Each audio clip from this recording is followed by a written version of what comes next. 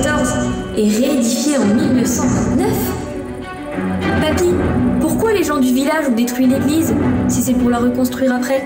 Parce que ce ne sont pas les gens du village qui l'ont détruite. Alors qui a bien pu faire ça? Un tremblement de terre? Oh non, ma princesse. C'est à cause de la guerre de 1914. La guerre? Oui, la première grande guerre. Raconte-moi, papy. Tu es encore un peu jeune pour ce genre d'histoire. Papy, j'ai déjà 10 ans. Et tu l'as dit toi-même déjà plusieurs fois. Je suis une aventurière et j'ai ça dans le sang. Oh que oui, ça, tu as ça dans le sang, ma petite princesse. Tu as même un don pour ça. Un don? Comme un super pouvoir? Oui, princesse, en quelque sorte. Mais il faut être forte et intelligente pour l'apprentissage de ce don. Je suis sûre que j'en suis capable. Regarde comme je suis forte. Et puis l'année prochaine, je vais au collège. Tu as grandi tellement vite, ma chérie. Allez, papy, s'il te plaît. Décidément, je ne pourrai jamais rien te refuser. Wouhou! On commence maintenant, c'est parti. D'accord. Mais attention, ce n'est pas un jeu. Il faut être très sérieuse et disciplinée. Promis. Bon, nous sommes ce qu'on appelle les gardiens de mémoire.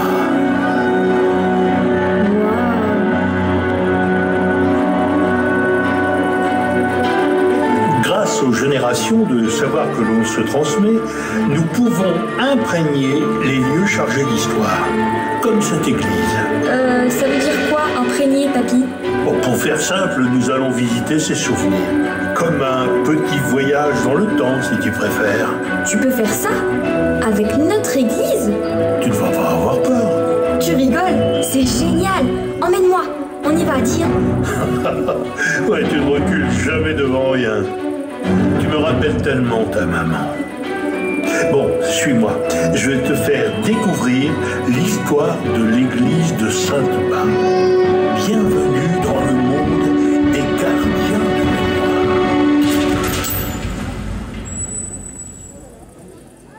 Trop cool! Mais on voit rien du tout! Papy! T'es où? Qu'est-ce qui se passe? J'ai l'impression de flotter dans l'air. Et qui sont tous ces gens? Ne t'inquiète pas, ma chérie. Ce sont des souvenirs. Laisse-toi guider et reste près de moi. Personne ne peut te faire de mal, ici. C'est bon, je te tiens, papy. On peut y aller.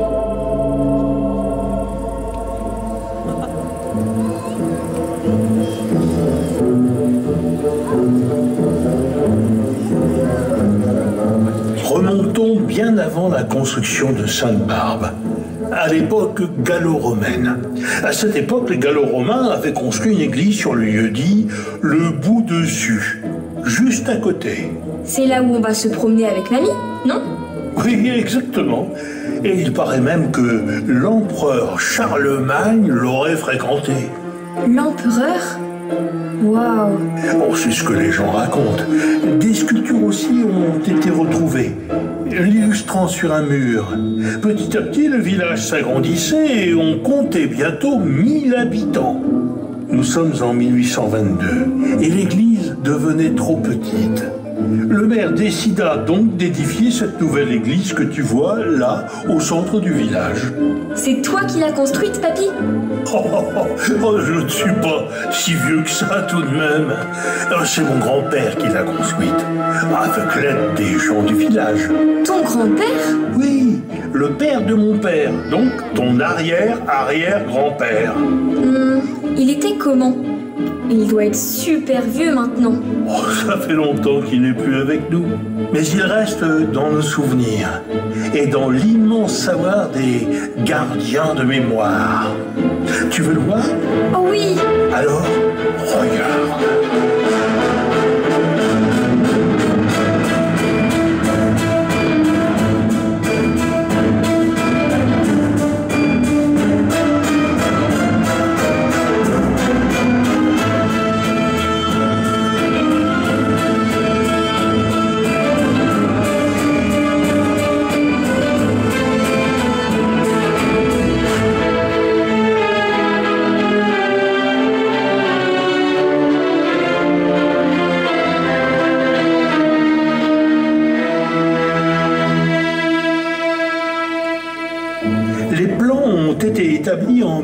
1848. La construction peut enfin commencer. Les gens travaillent d'arrache-pied pour construire ce nouveau monument. Mais il est où ton papy? Je ne le vois pas. Là, regarde, entouré d'autres personnes. C'est lui qui tient les plans de l'église. Oh oui, ça y est, je le vois. Coucou. Rappelle-toi, ils ne peuvent pas t'entendre ni te voir. Ah oui, c'est vrai. En plus, ils ont l'air très occupés. Ce n'est pas une tâche facile de construire une église, tu sais. Surtout à l'époque, ils n'avaient pas tous les moyens techniques que l'on a aujourd'hui. Cela prenait beaucoup de temps. 24 ans après le début de la construction, le préfet donna l'autorisation d'édifier le clocher. Ce qui donna naissance à 3 cloches. Que 3? Oh, c'est déjà pas mal. La première fait 800 kilos. La deuxième 600 et la petite dernière 400. Mais elles sont énormes. Comment ils font ça? Oui, tu as 1,8 tonne juste au-dessus de ta tête. Ils fondent le métal pour le couler dans des grands moules. Celles-là ont été fondues à Robecourt. Oh là là là là. J'espère qu'ils ont bien attaché les cloches. Je n'ai pas envie de m'en prendre une sur la tête. Les bâtisseurs de l'époque faisaient parfois des œuvres bien plus impressionnantes. Donc ne t'inquiète pas, elles sont très bien attachées. Ouf, tant mieux. Écoute plutôt le résultat.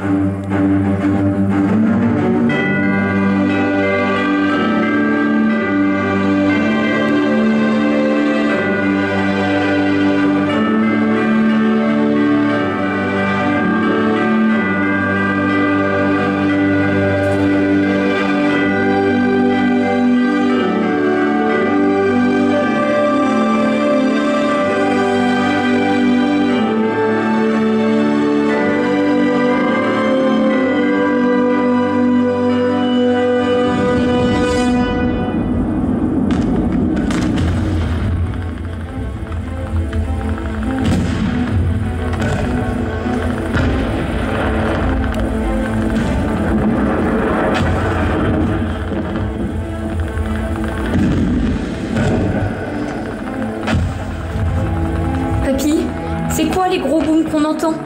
Ça, ma chérie, c'est la guerre. Nous sommes en 1914. Les Allemands venant de Baccarat et de Ménil accédèrent à Sainte-Barbe par le bois du Valais et par le Gros Chêne.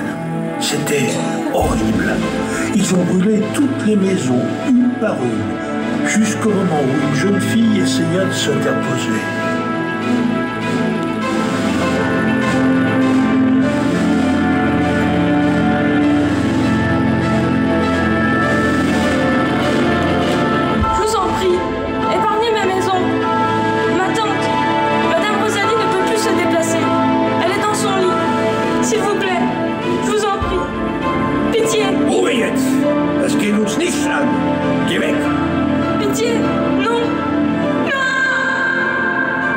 Papy, j'ai peur.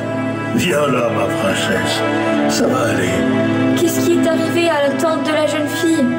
La pauvre Rosalie n'a pas pu sortir de la maison avant qu'il ne l'incendie. Elle restera dans la mémoire de cet épisode tragique de la guerre. La pauvre Rosalie. Et ensuite, qu'est-il arrivé au reste du village? Le lendemain, le mercredi 26 août 1914, les Allemands continuèrent et finirent de brûler le village. L'église fut incendiée et rien des œuvres d'art n'a pu être sauvé. Ils ont emporté aussi les grosses cloches? Non. Celles-ci se sont effondrées pendant l'incendie, rendant leur dernier son de cloche dans un vacarme féroce. Une seule, bien que fêlée, pouvait encore faire son œuvre et signaler les messes et autres offices religieux. Et le curé, a-t-il pu s'en sortir? Avant que le clocher ne s'effondre, les Allemands ont capturé l'abbé Bardin, qu'ils accusaient de franc-tireur, et a été condamné à mort. C'est quoi un franc-tireur, papy? Un franc-tireur? C'est une personne volontaire qui combat pour la résistance française. Ils font partie d'un corps franc, organisé pendant une guerre pour combattre parallèlement à l'armée régulière, soit sous forme d'embuscade ou de renseignement.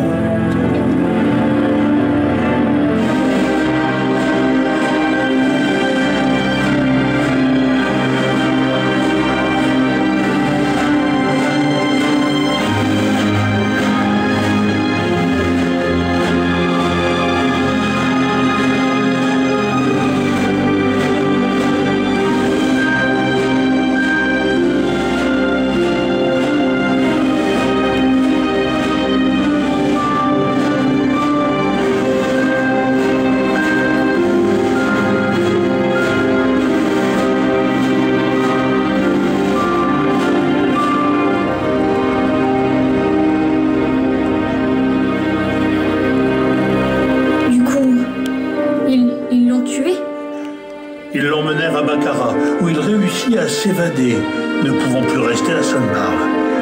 Il partit à la Bresse, où il remplaça un vicaire mobilisé. Cela faisait 15 ans qu'il s'occupait de l'église de Sainte-Barbe. Il l'a échappé belle. Qu'est-il arrivé au village et à tous les croyants après? Le village n'ayant plus d'église et plus de 105 maisons complètement détruites, il devenait difficile de trouver un lieu de culte. C'est alors que Jean-Marie Jacot, ayant une salle de broderie, accueillit l'abbé Collet, le curé de Ménil, qui a pu de nouveau assurer le ministère. Puis, en 1916, M. Jacot ouvrit son atelier de menuiserie pour accueillir plus de personnes. Et c'est en 1923 que le culte put reprendre convenablement dans une baraque en bois dite baraque Adrien. Elle est bien triste ton histoire, papy. Le village de Sainte-Barbe est complètement brûlé et l'église est détruite. Il ne reste plus rien. Si, il reste l'espoir. La guerre est finie et l'étape de la reconstruction est en marche. La France se relève difficilement de cet épisode tragique de l'histoire. Et il a fallu reconstruire les dégâts causés par la guerre.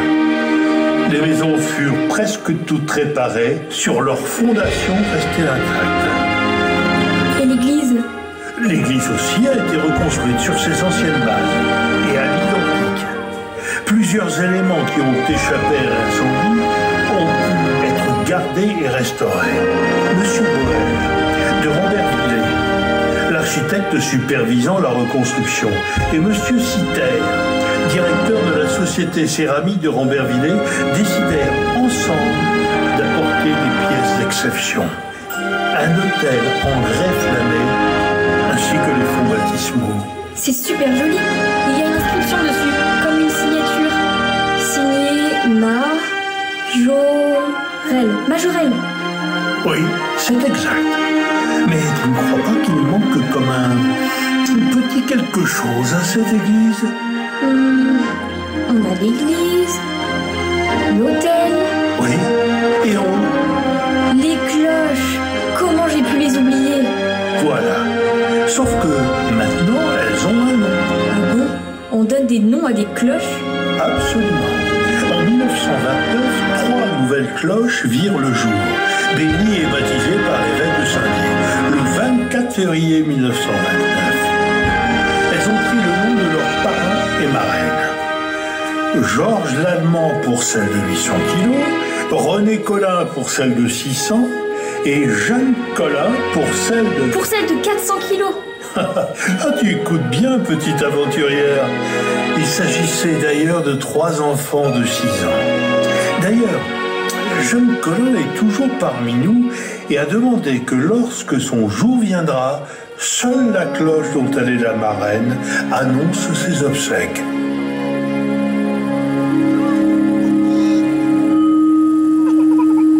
Bon, il va être temps de rentrer, il commence à faire tard. Oh non, déjà? Eh oui, déjà. Le voyage t'a plu? Oh oui, c'était génial. Sauf la guerre. J'ai pas du tout aimé.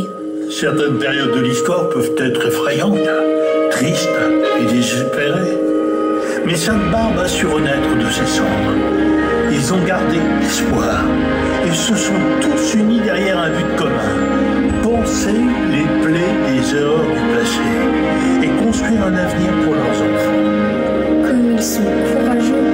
Nous serons à jamais reconnaissants de la bravoure de ces hommes qui ont tout donné pour que l'on puisse avoir la vie qu'on a aujourd'hui. Je n'ai pas eu le temps de leur dire au revoir, papy, ni de leur dire merci. Et mademoiselle Hette, il faut que j'aille la consoler. Tu es un ange, petite aventurière, et ton âme est bien saine de mémoire. Grâce à ce don, tu leur rends hommage, et tu fais vivre leur mémoire à travers le temps. C'est comme ça que nous les remercions. Alors allons explorer d'autres histoires, papy. Je suis impatiente de découvrir tout ce que l'on peut savoir. Hé Ah, tu y as pris goût, gardienne. Oh que oui. Et bientôt c'est moi qui te ferai découvrir l'histoire. Je vais être aussi sage que toi, papy. Je n'en doute pas une seule seconde. Allez, Il est grand temps d'y aller. Et parce que tu as été très courageuse, je vais te faire écouter ce que nous ont laissé nos ancêtres de Sainte-Barbe. Ouvre grand tes oreilles et profite du spectacle.